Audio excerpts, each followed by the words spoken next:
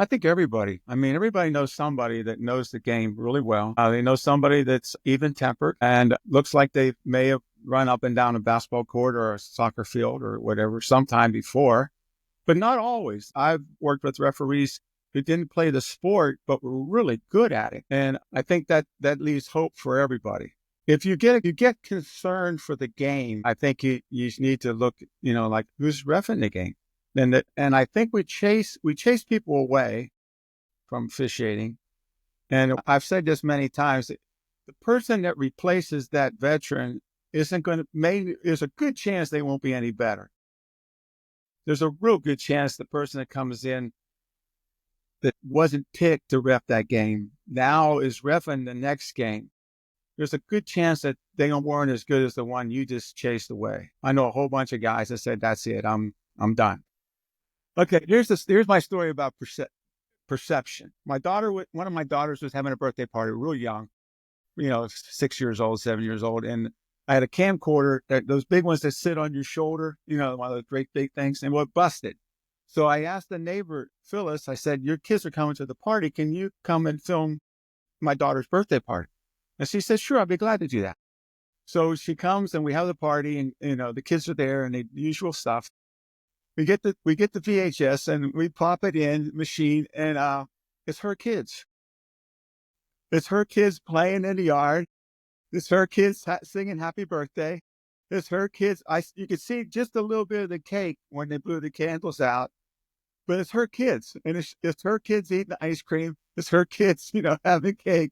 And I applied that to officiating right away because that's who she wanted to see. She didn't want to see my kids. She didn't want to film her, my kids. She wanted to film her kids. That's who she's watching, and sometimes we just need to slow down a little bit and realize that, they have a lot invested. Coaches have a lot invested. They've coached them 6 days that week. I show up, for my 2 hours, It's an avocation, not a vocation, all that stuff. But some people take it real serious, and we should too. When I started out, you just put a sign-up sheet, give them two meetings, and now they're a ref. And I realized early on that I need to have good refs just to keep my sanity. If you have good referees, you don't have very many problems. And I didn't want a lot of problems. We ran usually 4 courts a night from 7 to 11, 4 days a week. And so you're really busy. And so I wanted referees that could handle the game and not call me to come down and try to figure it out. And so I set it up so the more I got into it, the more I set up our local officials for Intramural. It's just like associations. We had a referee association. We gave awards if they refereed for 2 years. They received a basket or a bag or a backpack. If they refereed for 3 years, they got a jacket.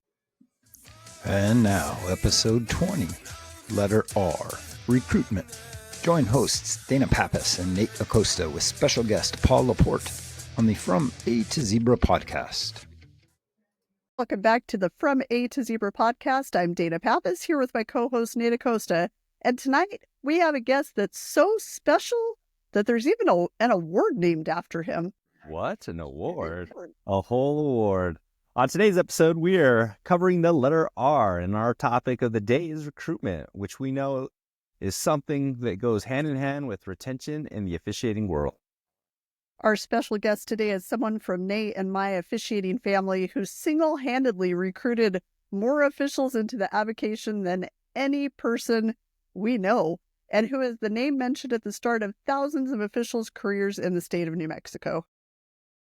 Our guest today is Paul Laporte, a retired multi-sport official and a 2017 inductee into the New Mexico Officials Association Hall of Fame. He is originally from Las Cruces, New Mexico, now living in Kentucky in his retirement. Paul, welcome to the show. Thanks a lot, Nate. I'm glad to be here. It's so good to see your face. I feel like I haven't seen Paul in 100 years. It's been a really long time, and it's so good to see you. It's always good to see good friends, and you're such a unique person in the officiating world that it was a no-brainer that we needed to have you on the show. So we really appreciate you taking your time and visiting with two of your old family members. So thank you for being here. I'm thrilled. I'm really thrilled to be here. That's awesome. Well, before we dive into that topic of the day of recruitment, could you, Paul, just tell us about your officiating career, how you got started at officiating, which sports you officiated, maybe some highlights of your officiating career? We'd love for our audience to hear more about you. Well, it's interesting. I met my wife in Louisville, Kentucky. I was going to grad school, and then I got hired as an assistant director, and I did that for 1 year. And then we decided to have an adventure. We applied for a bunch of jobs, or I applied for a bunch of jobs, and one of them was in Las Cruces, New Mexico. And neither of us had been in Southwest before. We didn't know anybody in Las Cruces. We didn't know anybody in Texas, New Mexico, anywhere. So we just left. And the job I did was I was hired entry level. I did 1/2 intramurals and 1/2 physical education instructor at New Mexico State University. And my wife was a theater major. And so she was working on plays. She was acting in plays and had rehearsals at night. And we didn't have children for about 5 years. We didn't have any kids. So it was just the two of us. And she was gone at night. And the first month I got my check. And after we paid the bills, we had less than $50 for the rest of the month. And so my wife says, what are we going to do?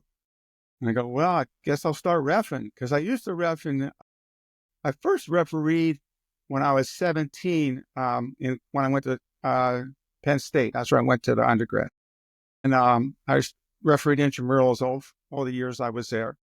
And then I was in the service. I was in the Navy for 4 years, and I played and refereed in the Navy. And then when I got out, I went to Louisville.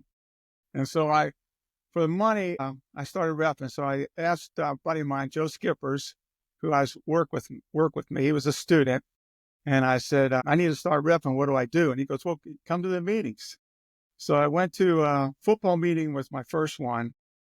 And it was really unique to be in Las Cruces, because the first Christmas, Pat Carrillo, who's now deceased, but Pat took me under his wing. And that first Christmas, we went to his house and made tamales, and then went around to all his neighbors and delivered tamales. And it just made me feel really part of the Las Cruces community, and also the referee community, which is, I think, pretty special for New Mexico. Then I joined the Officials Association, and the first couple of years I did football and softball and soccer. Soccer I did was in the West Texas League, they called it, and I did youth soccer, which is another story altogether. But I would start, when I was in Louisville, I would start at usually around 9 o'clock in the morning with 6 and unders. And as the day went on, they got older. And by the end of the day, I was working adults, which is the wrong way to do it, because by the end of the day, I was tired and didn't have a lot of patience. But anyway, I refereed soccer, football. Then I picked up basketball, volleyball. I did softball, baseball, wrestling. And my job required me to run sports. And I figured if I really wanted to do a good job, I need to know the rules. And so that's why I started reffing, just so I get to know the rules better. Mountain biking was an activity I wanted to add in 94. And so I went to training, and they had the World Championships in Vail that year. Artie Green from Las Cruces, he and I drove up there. And I joined the UCI, which at the time was a French cycling. That's who ran cycling in the United States, were the French. And so years later, it changed into United States, USA cycling. But that was how I got into it. And I just did it for the money because we needed it. And so I worked almost year round. And I really liked the change of seasons. I like changing seasons when I play sports. I didn't want to play the same sport all the time. I think that's kind of boring. And I really like changing gears, learning new rules. It just appealed to me to do that. So anyway, that's how I. So I know we introduced you as originally from Las Cruces. You're actually from Pennsylvania, correct? Yes. I grew up on a dairy farm in Pennsylvania. Yeah, and so that first Christmas with the tamales and Christmas, yeah, that had to be the first time you'd ever experienced by anything like far. I just learned to take the husks off, that kind of thing. And it was great. The officiate, I think what makes New Mexico unique is there's a whole bunch of small towns and they're one high school towns, and there's no major sports. There's no major colleges really. So the high school sports are a big deal. Cruces Mayfield game, when there was only 2 high schools in New Mexico, would draw 20 to 25,000, and that was in a population of 100,000. So just think of Denver or Pittsburgh or Albuquerque. One half of one fourth of the population came to the game. It's a whole different feeling.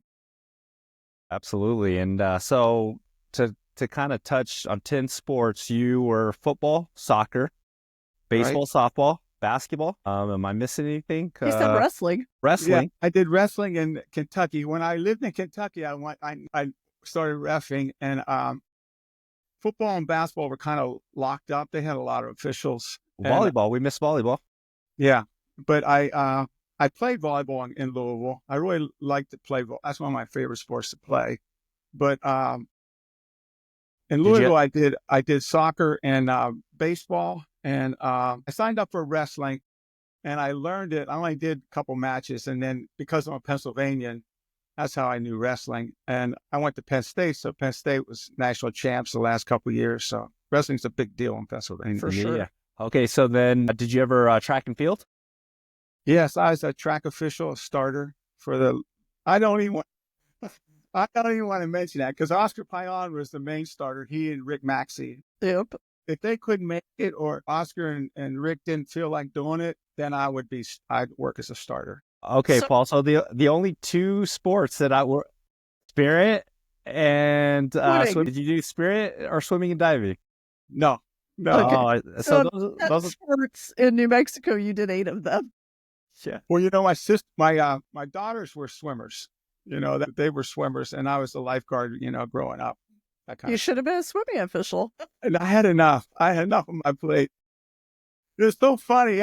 My wife, after a while, she just knew that I was changing sports. She didn't really pay attention to what sports I was moving into. I just had another sport. She just knew that you were gone that evening. Yes, that's right. That's right. She's like, you're busy, whatever. All right. So on top of all your officiating, your real job, you were the director of Intramural Sports at New Mexico State University. And so how did your job at NMSU and your role as an official complement each other? When I started out, you just put a sign-up sheet, give them two meetings, and now they're a ref. And I realized early on that I need to have good refs just to keep my sanity. If you have good referees, you don't have very many problems. And I didn't want a lot of problems. We ran usually 4 courts a night from 7 to 11, 4 days a week. And so you're really busy.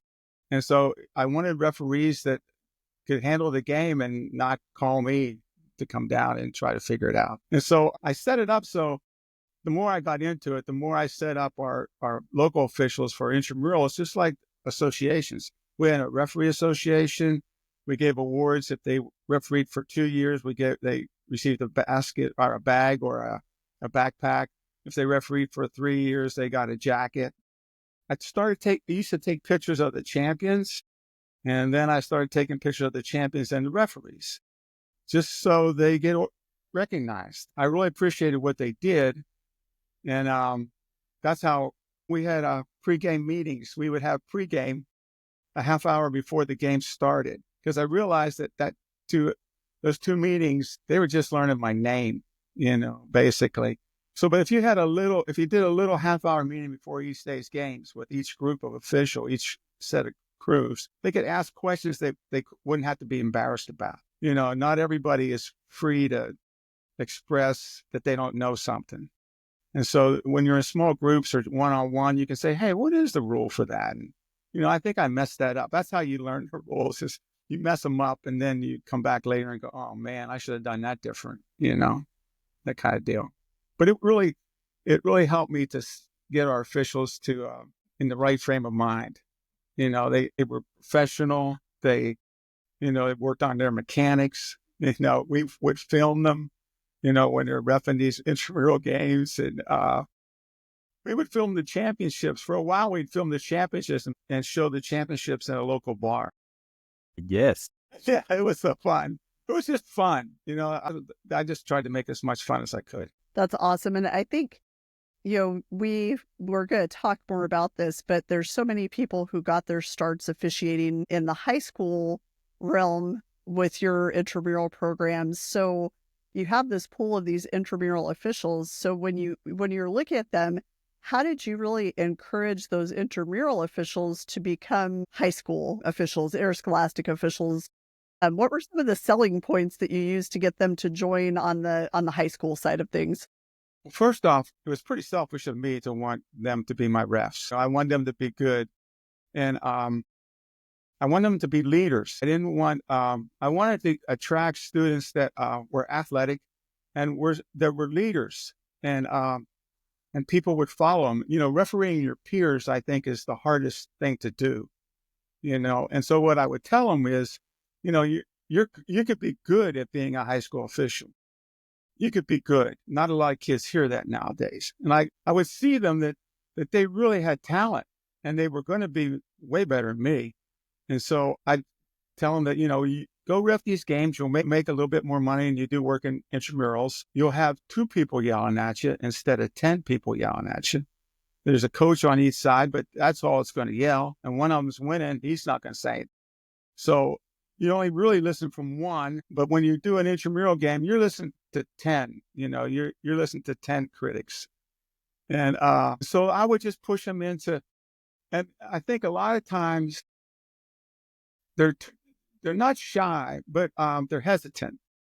And so you really have to go the extra mile and say, I'll meet you here at the meeting. That was another thing that kind of helped too. We held our meetings in this activity center where we played our games upstairs in the classroom. That's where our district meetings were. And so I could just say, hey, Monday night, 7:00, right up there, right up there in those windows, that's where we're going to meet. So why don't you come up? And lots of times they did. Paul, it's crazy to think that, and how many years were you? I was there 32 years. So in your 32-year span, you not only changed the lives of many officials, you impacted a ton of us. We either got to work with you, we went through your intramural program. Do you still follow officials? I mean, I was just thinking that on a few of these calls, we've had a professional mention you as somebody that got him started and is part of your program. And so can you think of officials that you follow currently? You know what they're doing? Are there any professionals out there that we might not know that you are officiating?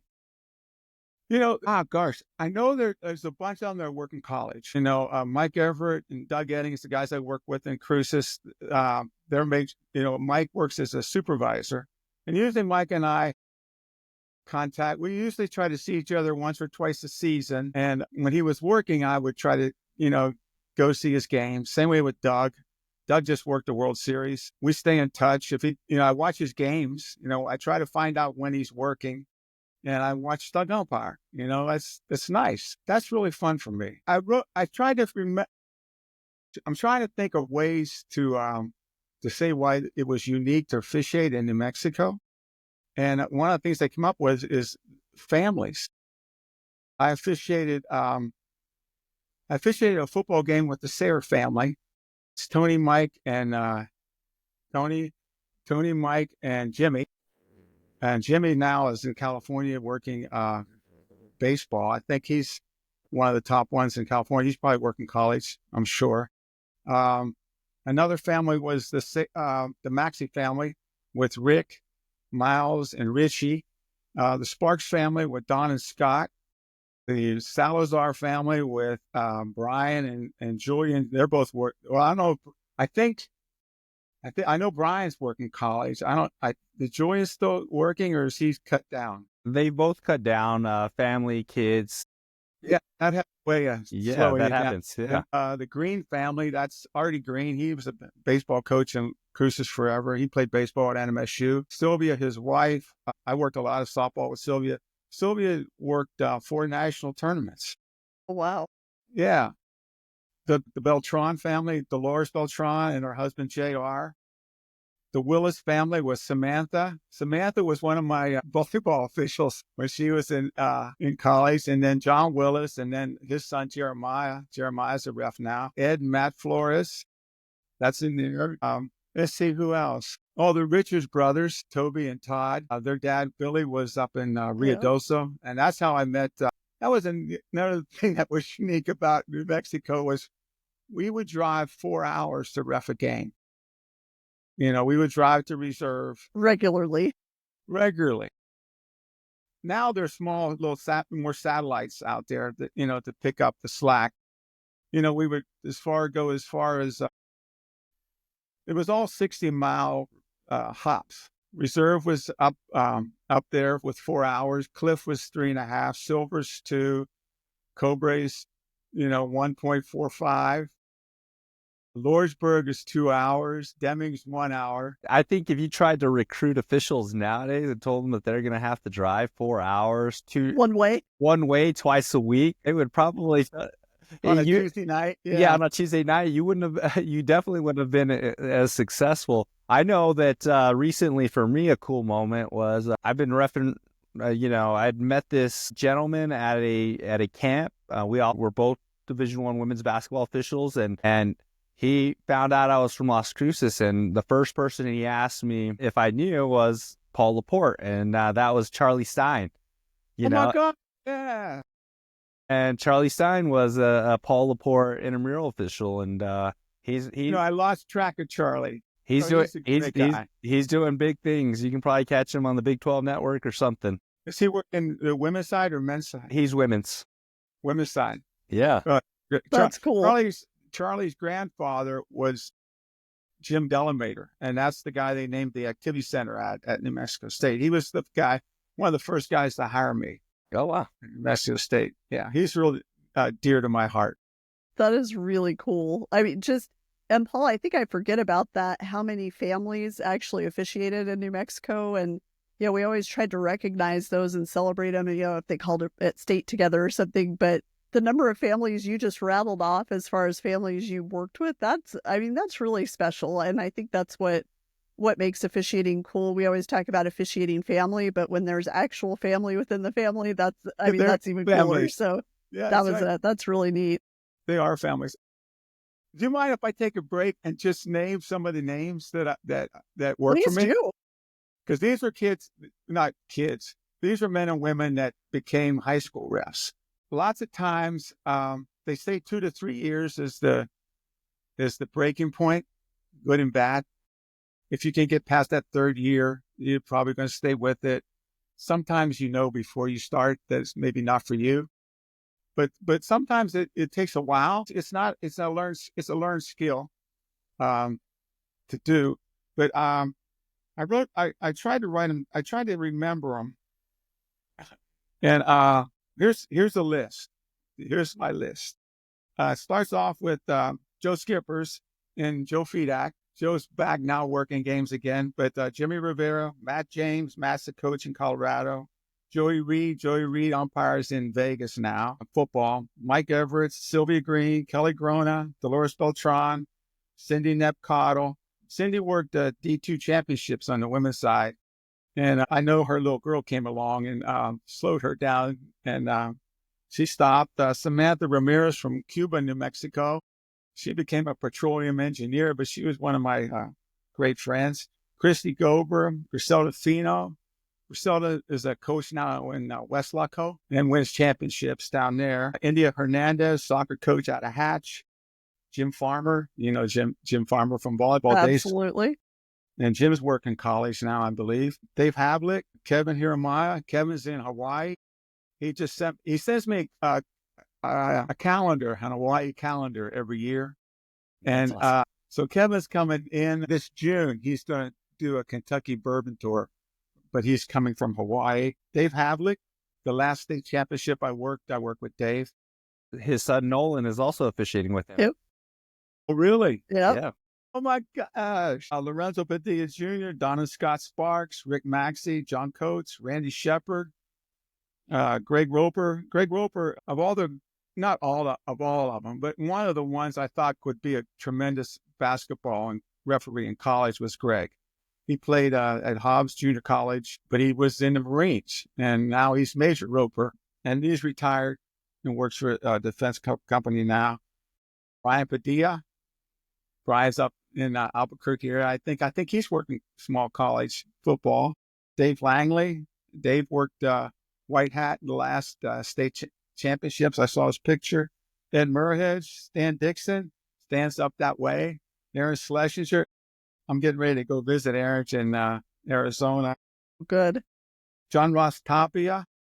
John Ross is another one I thought could be a college official. And he is an engineer. And his dad was a baseball ump. That's how I knew them. The Salazar brothers, Julian and Brian, I met their dad, Jake, at the state championship. We worked the championship. We worked one of the games, and we came out of the pit, and somebody has stolen his truck. That's how I met Jake. And then when later, you might want to cut that out. Later, Jake, when I met him, he said, my kids are getting ready to go to college down there. Can you get him a job? And I said, yeah, for sure. And then Jake passed away really early. He did. He was a great guy. I really like Jake. Good man. Jeff Hartung, his dad, John, is, I think, a principal now in the Gallup area. I can't take credit for Jeff. I'm sure his dad is the one that brought him in. But Jeff, You can share credit. It's okay. Mandy Brown, Segota she was out of Moriarty. She refereed in our group and I thought was going to be a really good official. She married Justin Segota, who is a trainer at New Mexico State. They live in Aztec now, and they're creating boys who are superstars right now. Candace Aragon, you know Candace, she were at college. Todd and Toby Richards, I mentioned them earlier. Will Nez out of Shiprock area, he's a policeman. I think he's probably retired. Will's probably retired by now, but he's one of my favorites. Joseph Aguino, another guy from up there. Brian Peralt. Yep. He's working. Dale Hunt, Randy Hunt's brother. I met Dale. Dale lived in married student housing on campus, and he and I had a game. He had gone to see the Cowboys play in the Turkey game on Thanksgiving because he was a huge Cowboy fan. And when he came back, he had Bell's palsy on one side of his face. The cold affected one of his nerves. And so his one side of his face became numb. And that's what Bell's palsy is. And I said, oh, man, you're going to turn your game back? He said, no, I can still do the game. When we got there, you couldn't hear his whistle because he couldn't get his lips closed around the whistle. So he said, every time I blow him, and I said, you want to turn the game back? He said, no, I need the money. So every time he blew his whistle, I had to blow my whistle. I was like, no, it sounds easy. But it wasn't. It wasn't. You're a good partner. Why'd you, Manny Calderon? I don't know if you know Manny. I do know Manny. Tommy Nunez's camp over in Phoenix. He does a camp where he gets D1 and other referees to come in, and they ref for free, and then it goes to scholarships. Manny Calderon is the AD for 7 schools in Phoenix. And I went one year with Aaron to work that tournament. And I walk in the gym, and there's Manny. You know, he's the gym guy. And I worked football with Manny. He is a football coach and AD from Carlsbad. And then Nikki Jacobs. Uh-huh. She's another one I thought was going to be destined. She started working for the Border Patrol and got really busy. But I thought she's another one I thought could have gone somewhere. Keelan Boulware. This is a name a lot of people, Boulware is a pretty popular name in pro football. And Keelan was an offensive tackle at New Mexico State, and he ended up going into the Canadian Football League as an offensive tackle. But he worked football, and because I would assign games too, so he worked for me for football and basketball. Keelan was probably 6'4", 320, 310. So and could big dunk, boy. And could dunk. So I sent him to Tier C one time to work a middle school tournament. And he dunked at halftime, and the kids just went crazy. But Keelan is also the one that he was working a JV game, and he went over to the table, and his partner thought he had something going on at the table that they need to talk about or deal with. But he was just getting some nachos. He had nachos at the table. but he was so big that nobody really said anything. Man. But anyway, those are the ones I can remember. I know That's there's a bunch amazing. more. You know, You notice I didn't mention Robert Nunez. I'm not taking the blame for Nunez. man, He's not your problem. No. you know, we've never done this on the podcast, but if you are listening right now and you heard your name or you know of one of the names, Dana, what's a good email to send you? We want to know what everyone is doing Absolutely. because we want to get that back to Paul and make sure Paul knows exactly where you're at, what you're doing, where you live, how many kids you have. So if you're listening or you've heard of one of the names on there, Email me. It's dana.pappas@gmail.com. We'll put it on the screen so you can see that and email us, because that was great. And there were so many names that you were mentioning, Paul, that I knew as officials, but I didn't know had gotten their start with you. So that was, I mean, some of them I knew because we've talked about it, but there were several that I was like, I had no idea that they had Cruces, New Mexico State ties. So that was awesome. Really, really cool. no, that's cool. And I really I hope that our listeners just pay attention to every single name that you mentioned, because I guarantee you every single one of those names is doing something either in the officiating world, sports world, somewhere around the world. So we'd like to get you that information so that you can. Yeah. I'm sure you have ties with most of the people, but for those that are missing, Well, you lose touch. You do? You can't keep in touch with everybody. I was trying to think of names I knew. There was a couple, Vicky Jones, who lives in, Artesia. Oh, where's she? Roswell. She's from Roswell. And she did volleyball, but I don't know if Vicky worked for me or not. I don't want, if I can take credit for Vicky. But she was a volleyball coach over there. Dennis Garcia, he was a basketball coach in Artesia for years. I can't remember if Dennis worked for me or not. It seems like he did. One thing about it in New Mexico that I thought was unique was there's 2 basketball courts in New Mexico named for referees. One of them is Willie Kite in Hatch. And I got to meet Willie. He retired before I started. But when you would leave, you used to referee in a little bandbox gym in Hatch before they built a new school. And you would come out of the locker room and he would be in the top row of the closest seat to the locker room. And he'd always say, "Hey, boys, how you doing?" And then at the end of the game, he would meet you. He would stay after we showered and stuff, and meet us and say, "I just want to tell you, boys, that's the best officiated game. One of the best officiated games I've seen this year." And sometimes you knew that wasn't the truth, but You're like, you're just being nice. When they built the new high school, they named the court for Willie. And then the other court I know about is Frank Rael in Springer. Uh-huh. They named the Springer court for Frank. Now, of course, Frank did a whole bunch of other jobs, but I know Frank as a volleyball referee at State. And when I was curious, I Googled how many basketball courts are named for officials. And Google came back and said, there are no basketball courts named for officials. And you said, yes, there are. Well, I couldn't. I am still just mind blown because the names that you also named aren't just people that just showed up and then quit 2 years later. These are people, and this goes back to our show of recruitment. And Dana's going to have a follow-up question on this, but man, to think about all the success, because these officials have worked anything from a World Series to 8th grade championship games. That's right. And they've all been successful, and all with your recruitment and your program. Wow. I mean, it's really cool because we talk about it, and I think on a previous episode we talked about it a little bit, but you always hear on the coaching side about those coaching trees, and there's one coach, and then you see all the coaches that kind of are a product of that person. We don't talk enough about officiating trees. If we had the Paul Laporte officiating tree, that'd be a big tree. We would need a forest to be able to cover all of that. Little shrub. It's really cool. So it kind of leads into this next question, Paul. And in your opinion, because there's always question about this, where does the responsibility for the recruitment of officials really fall?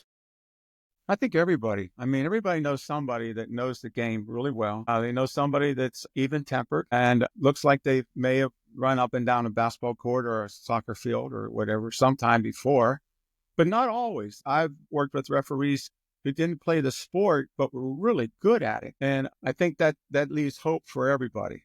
If you get concerned for the game, I think you need to look, like who's reffing the game. And I think we chase people away from officiating. And I've said this many times, that the person that replaces that veteran there's a good chance they won't be any better. There's a real good chance the person that comes in that wasn't picked to ref that game now is reffing the next game. There's a good chance that they weren't as good as the one you just chased away. I know a whole bunch of guys that said, that's it, I'm done. Or somebody brings a gun to a game. That's why John Ross Tapia's dad stopped umpiring baseball in Santa Fe. Somebody brought a gun. Granted, the games are important, but they're not quite that important. True story. Yeah, I think it has to do with how you treat them, and not just, here's your check, thanks a lot. But, have not just water at the game. Some places go overboard with their hospitality. I think that's kind of unique for New Mexico. I don't know. I haven't refereed since COVID. I refereed in Kentucky until COVID. And my wife has an autoimmune issue, and so I stopped. But, you get a water sometimes. But lots of times you just show up, do the game. Nobody talks to you. Nobody says anything.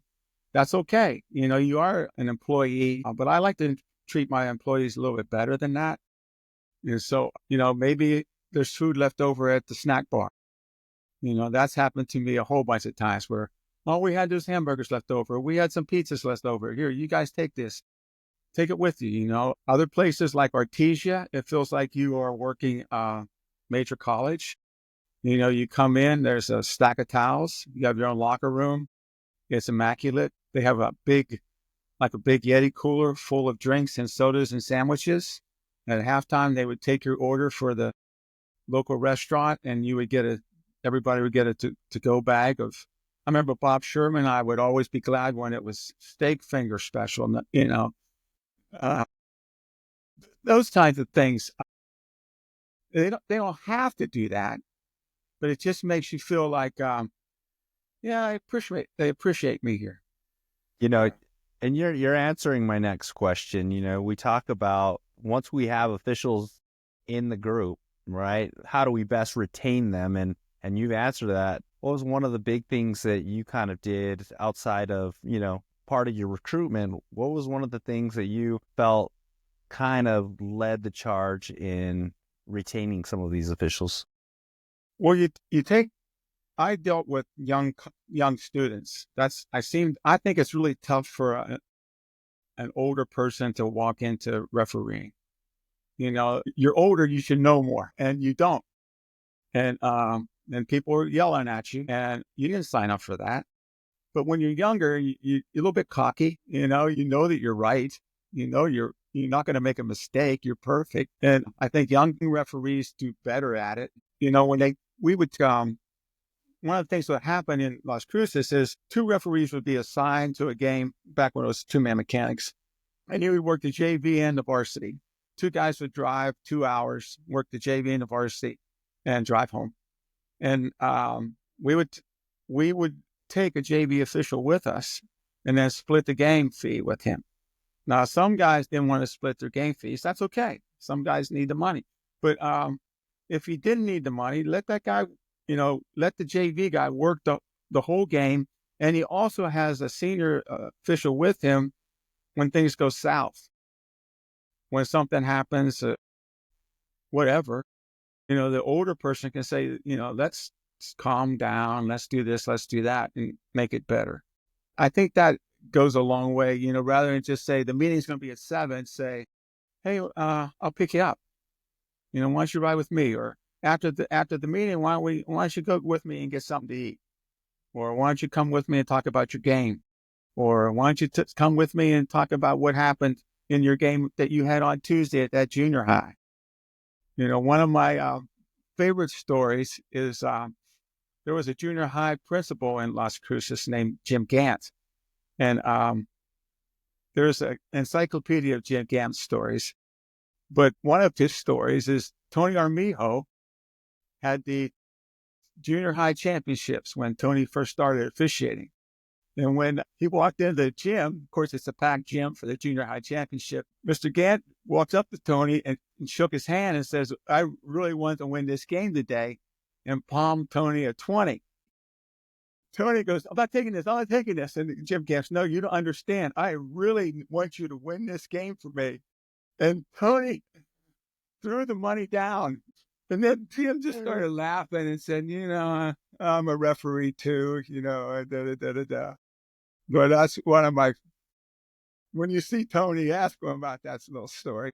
Oh, because you can almost guarantee didn't realize that he was joking with him and making. I know, and he was serious. He was really good at being serious. It was good. It was really fun. So, Yeah. Paul, we've alluded to this a couple of times, but just kind of the history behind this. When Nate and I were still in the New Mexico office, we really wanted to do something to recognize either schools or individuals or groups that were doing an exceptional job of recruiting officials into the avocation. And as we talked through this, we were like, well, there's only one thing we can call this. It's the Paul Laporte Award. So as the person that the award is named for, what does that mean to you? And where it came from was Nate and I were at state basketball officials meeting, and people were talking about how they got their starts. And 60% of the staff, at Las Cruces with Paul Laporte. At Las Cruces with Paul Laporte. And we were like, did anybody not? Raise your hand if you weren't in Las Cruces with Paul Laporte. So when we came up with this award, we named it after you. What does it mean to you to have this award for recruitment named after you? Oh my gosh. I was humbled and awed. My brother-in-law, Tom Kerrigan, said, you got an award named for you? I'm still trying to, live up to my potential with him, but I just can't believe it because and it wasn't just, that's the other thing too, that it's kind of weird in a way that I got my name is on it because there's a lot of people that contribute to that. When I got to Las Cruces, there was already a Las Cruces officials from Las Cruces before I got there that are good officials. Jack Jones, Gary Galindo, Rush Giroux Jr. My first assigner was Rush Jr.'s dad, Rush Sr. He was the one that gave out the games. And I just think back of those times, it wasn't, all the people that I learned from and learned with, that's the other thing too. We had people that like Tom McCarter. We just had, people that passed away recently, Oscar Payan, Buster Mabry, guys that are really good people and really have the right objective in mind when they officiate. They just want to try to do a good job and have a successful game.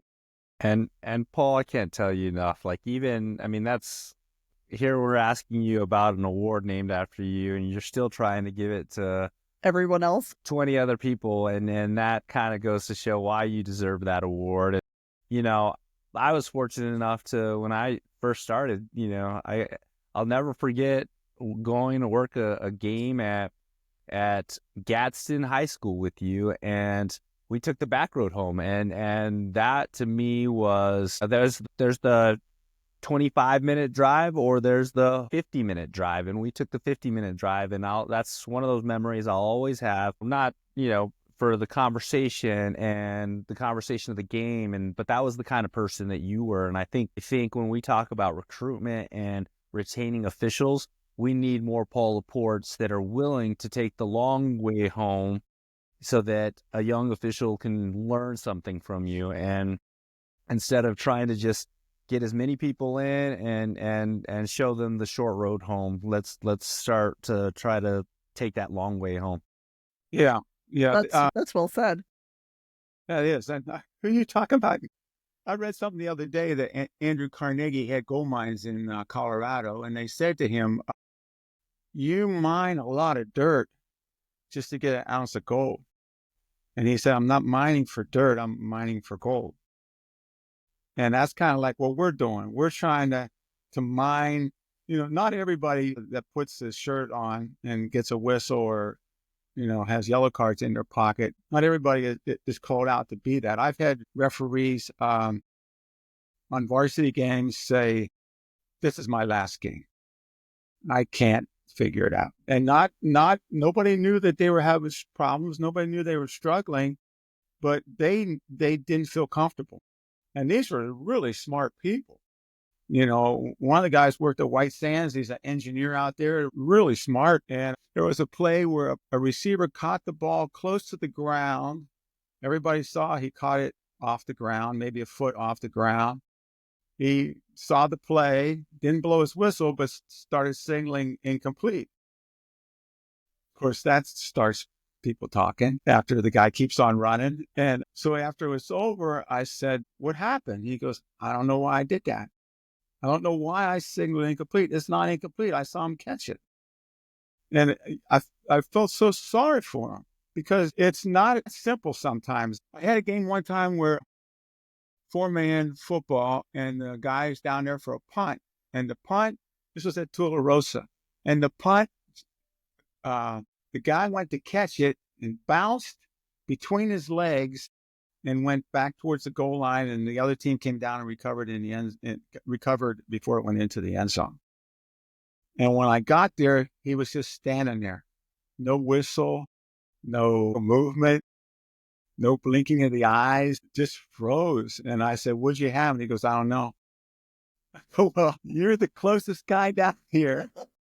You need to help me out. You need to help me out. He goes, I don't know what happened. I said, well, did you see? Did you see what happened? Did you watch what happened? He said, yes, I did. I said, well, did you see it touch him? I don't think so. You can't go with, I don't think so. You either have to say yes or no. Did you see him? Kind of sure he didn't touch it? Kind of sure. He goes, I don't think he touched it. And I go, that's it then. That's it. There's no replay.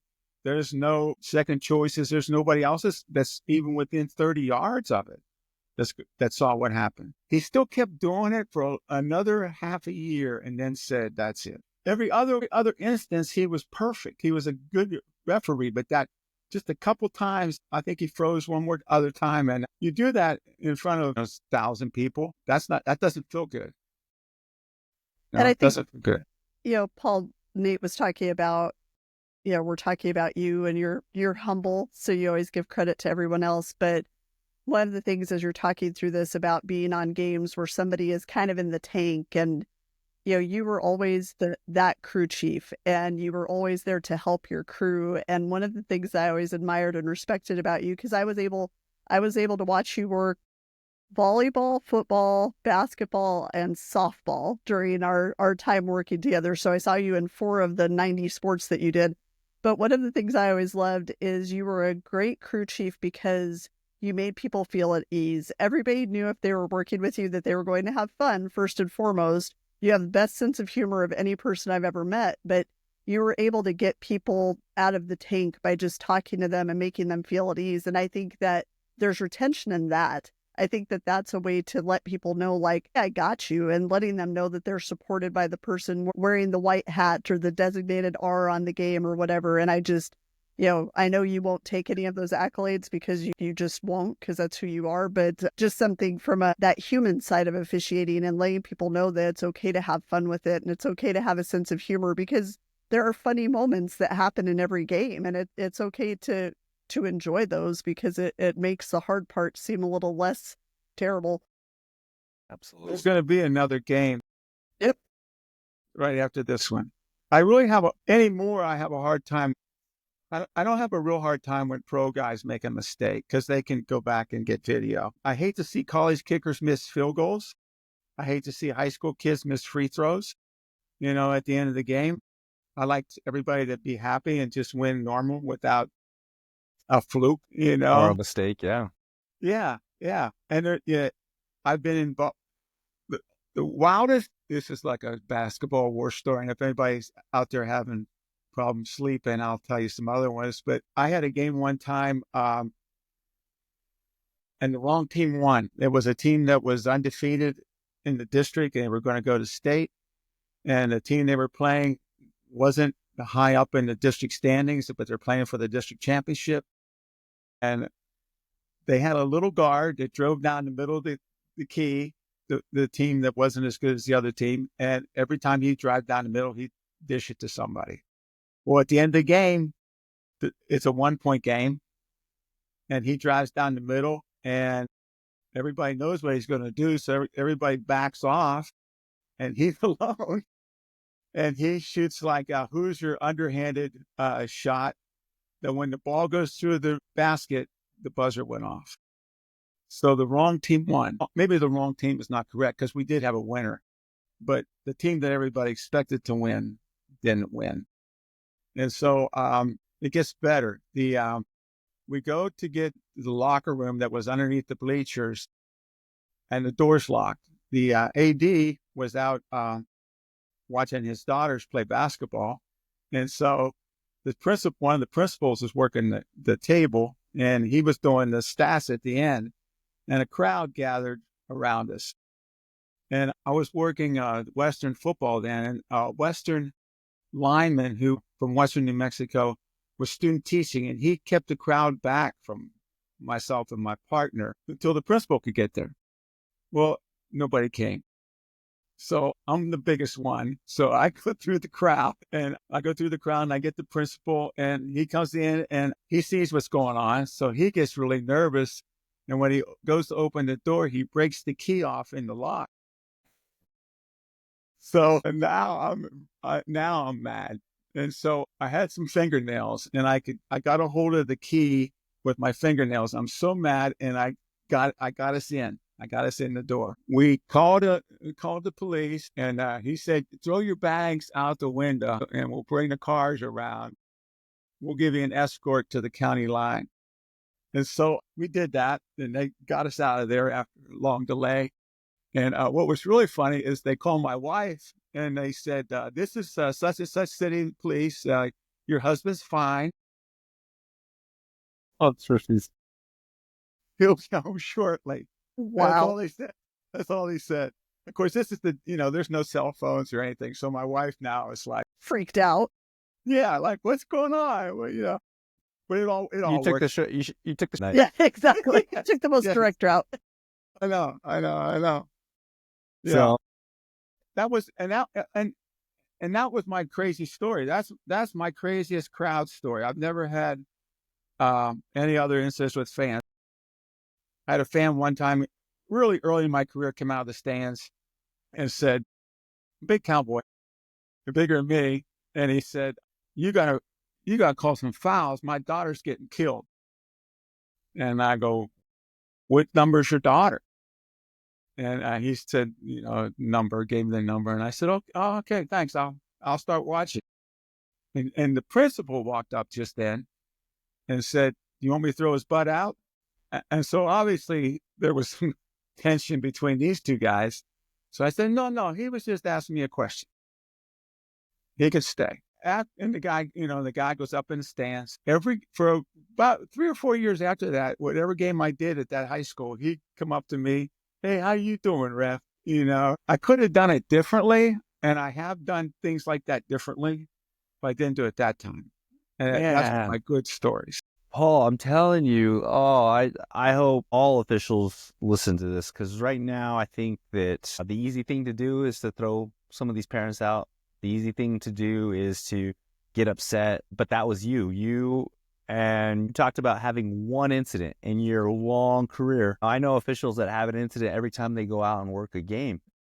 If they just had a little bit more patience and understanding of the big picture and everything that's involved, some of these, I think, issues might improve. I mean, I'm not saying that these fans aren't crazy now, and they're not. Right. These parents aren't, sometimes just out of their mind. But I think sometimes as officials, we, bring some of that tension to the game. And I mean, yeah, I think if we just have a bigger understanding, and so I know we're running out of a little time, but man, because can I tell one more story? Absolutely. Of course you can. Okay, here's my story about perception. One of my daughters was having a birthday party, real young, 6 years old, 7 years old, and I had a camcorder, those big ones that sit on your shoulder, one of those great big things, and it busted. So I asked the neighbor, Phyllis, I said, your kids are coming to the party. Can you come and film my daughter's birthday party? And she said, sure, I'll be glad to do that. So she comes and we have the party, and, the kids are there and the usual stuff. We get the VHS and we pop it in the machine, and it's her kids. It's her kids playing in the yard. It's her kids singing happy birthday. It's her kids. You could see just a little bit of the cake when they blew the candles out, but it's her kids, and it's her kids eating the ice cream. It's her kids, having cake. And I applied that to officiating right away, because that's who she wanted to see. She didn't want to see my kids. She didn't want to film her, my kids. She wanted to film her kids. That's who she's watching, and sometimes we just need to slow down a little bit and realize that, they have a lot invested. Coaches have a lot invested. They've coached them 6 days that week. I show up, for my 2 hours. It's an avocation, not a vocation, all that stuff. But some people take it real serious, and we should too. Absolutely.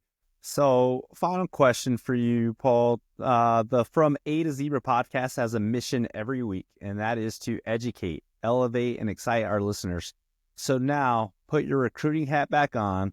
What can you tell our audience about officiating that achieves this mission? For me, it gave me a chance to elevate me with my interpersonal skills. I used to have a temper, and officiating helped me to bring that down a lot. I used to get upset in traffic, things like that. And officiating, I think, helps me to realize that, we're all in this line of traffic together, and we're going to get through this. It's going to take a while, but we'll get through it. What else about it? I think it's really rewarding. If we can get them after those 2-3 years, where they can really start getting better games. That's what's kind of made New Mexico kind of neat. You show up to a small gym and, it's Cliff Reserve or Cobra Silver or, some little, I think it's different up north than it is in the South, but it's still a great game, and the fans are there. And you walk in and, I watch games on TV, and men's Division I will have 1,000 people in the stands. Well, they probably have that at the local high school that weekend. Pecco Samora. Yes, exactly. Anyway, I think if we learn to, and recognizing everybody wants to hear their name mentioned. I mentioned a bunch of names here today. I did that for a reason, because they really helped make my job easier by being competent and being good. If athletic directors and coaches would realize that and fans, if they get better refs, it'll be good. It'll be a better game. It'll be something that people want to participate in. That's awesome. That says it all. Paul Laporte, thank you so much for your time, not only on the podcast, but just for everything you've done for officiating. You've made so many people's careers not only start, but you've made their careers better. And I know there's so many individuals that Nate and I know in our circle that are just so grateful for your role. And you're talking to two of them right now, because we've both definitely were better at what we do because of you. So we just, I would be remiss if I didn't say thank you personally for the role you've played in my career. And, thank you so much for taking the time. I know you're traveling right now, so we really appreciate you joining us and sharing your wisdom about recruitment, because you're the best recruiter of officials that either of us know. So thank you so much for joining us on From A to Zebra. Yeah. Thanks a lot, Dana. Yep. Nice seeing you again, Nate. Yeah, of course. Good to see you. And for our listeners, thank you for joining us from the From A to Zebra podcast. Don't forget to check us out on Facebook, Instagram, X, for more information about upcoming shows and any other information. And for those names that were dropped this evening, make sure you shoot that email to Dana. We want to make sure that Paul gets that information. So until next time, Be sure to hit that like button, follow, subscribe, and also catch From A to Zebra on Instagram at from_A_2_zebra, Facebook, From A to Zebra podcast, and on X at From A to Zebra.